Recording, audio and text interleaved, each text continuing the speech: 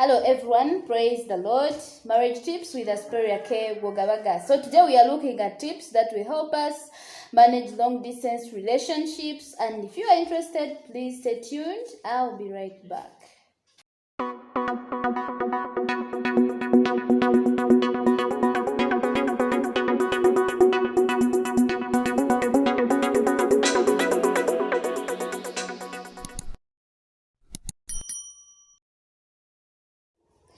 Managing a long-distance relationship can be one of the toughest challenges a Christian or a child of God can go through, because your partner will not be there every time you need them most. Every time maybe you go through a desperate situation, they will not be there physically to comfort you, physically to help you. So it is so scaring and it is so troubling to know that you're not going to be with someone for maybe a specific time, a specific period of time. It really scares. So here are 6 tips that are going to help us manage long distance relationships. And one is, tell God about your fears. Tell God about your fears. You know, there are a lot of fears that come along during this time when you are in a long distance relationship. And some examples of fears is fear of being lonely. You know, you are used to having someone close to your heart, close to you. Every time you're sick, someone is available, someone is around you.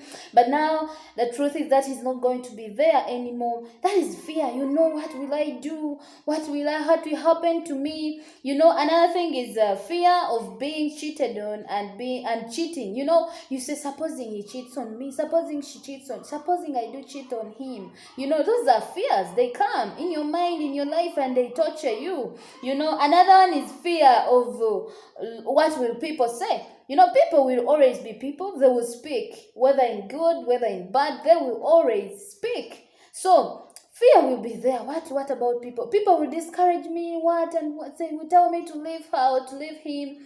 My dear, those are fears. And then fear of lacking a sexual intimacy. You'll be there, and what will happen to my feelings, my emotions? What is going to happen? You know, those are fears. So gather all those fears, write them down, and go on your knees. Tell God about them. God says in his word, the book of Psalms chapter 34 and verse 4, I sought the Lord, and he heard me, and he delivered me from all my fears. That is the word of God, and it is rich. God has promised to deliver you if you really trust in him. Praise God. So another thing is, stop assumptions or false imaginations.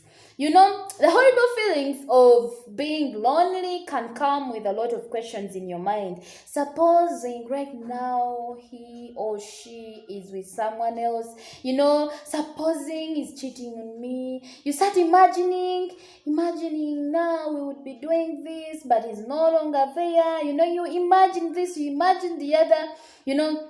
So tell your mind that you're not going to assume, because you have not seen it is not real. You're going to tell your mind that please do not assume, do not imagine, because those are false things and they can torture you, they can tempt you to do something that is not right. So if you want to calm down this, please stop assumptions, stop assuming things that are not real. And then God is everywhere. He watches about your spouse. He knows wherever he is. You cannot go to maybe you close the border and see what he's doing or what they're doing, but God can watch over them. So instead of assuming, please surrender them to God. Always pray for them, and God will give them grace and strength to wait until you people come back together. You know, another thing is, do not be idle. Do not be idle. Be busy. Get something to do. Get friends who will draw you closer to God, who will help you to pray. Go to work. You know, don't get these friends that are like discouraging you, maybe telling you that you cannot make it, telling you that maybe your spouse has someone else where they are. You know, say no to these negative things and be busy. You know, the Bible says that be vigilant, be sober. The devil, as a roaring lion, is moving up and down looking for who to devour. So be busy. When the devil comes in your mind, he will find when your mind is occupied with the word of God, with work, with this, at the end of the day, you will see that day ending. So get something to do and be busy. Read the word of God. Get godly friends that will help you draw closer to God during this time when your spouse is far away from you. Then number 4, communicate effectively.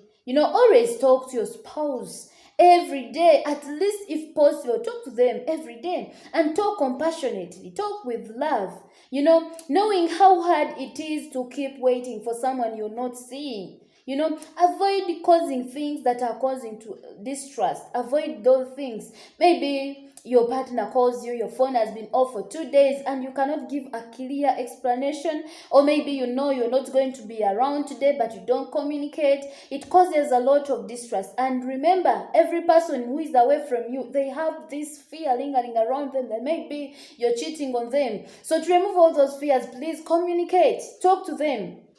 Even when you are angry with each other, sort things out politely. Even when you're angry, be kind to them. The Bible says in 1 Corinthians in chapter 13 and verse 5 that love does not behave itself unseemly. Love thinketh no evil. Love does not behave itself unseemly, and it is not easily provoked. So everything you're going to do, even when you're far away, should be motivated by love, should be engineered by love. Know that this person really loves me and misses me. Supposing I don't communicate them, they feel so broken, they feel so down. So make it a point to always communicate politely, kindly to them, at least in a day. Talk to them. Another one, number 5, is care about the needs of your mate.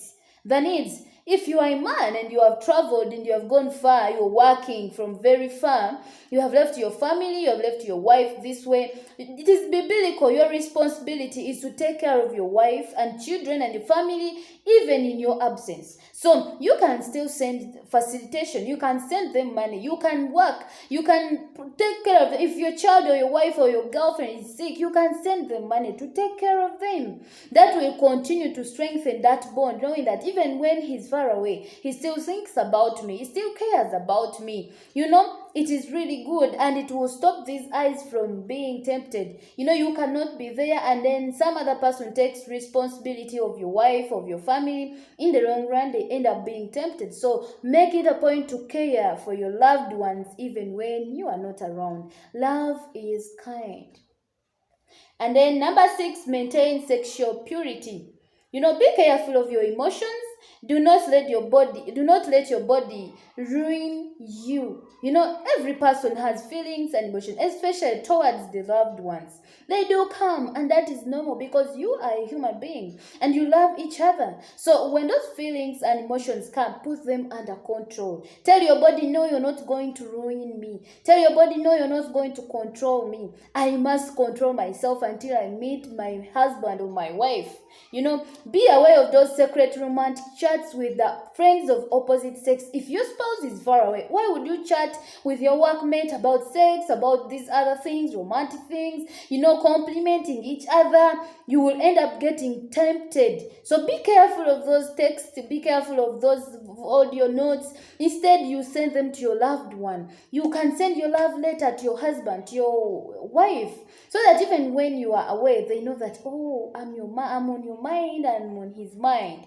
Still in the 1 Peter chapter 5 and verse 8, the Bible tells us to be vigilant. Be very vigilant. Don't think you're strong. And the Bible still says that let any man who thinks he's strong take heed unless he falls. So you cannot say, me, I'm strong. Even if I sleep with a lady in the same house, there's nothing that is going to happen. Please, you have a body and it talks. So be careful of your emotions. Do not let them control you. So the above tips and many others are going to help you manage long distance relationships if God is on your side. So if you trust God, please talk about God, talk about your fears, communicate, care about the needs of your mate, and so on, as we have learned.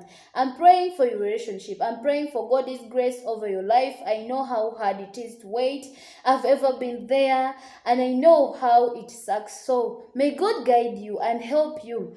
And if you haven't yet surrendered your life to Jesus, please, this is the day. Tomorrow can be too late. Surrender your life to Him. He cares about you. Thank you for listening. Please, if you haven't subscribed, subscribe. I love you so much. Be blessed. Thank you.